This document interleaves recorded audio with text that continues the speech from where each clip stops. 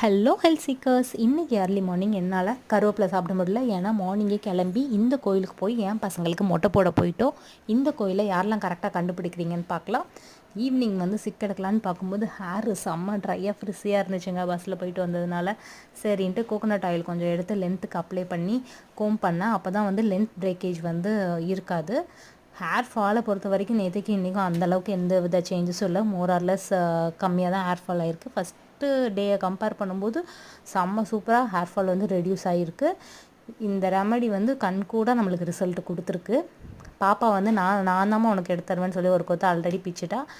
ரெண்டாவது கொத்தை எடுத்து சாப்பிடும்போது மேடமுக்கும் ஆசை வந்துடுச்சு சாப்பிடணும் அப்படின்ட்டு.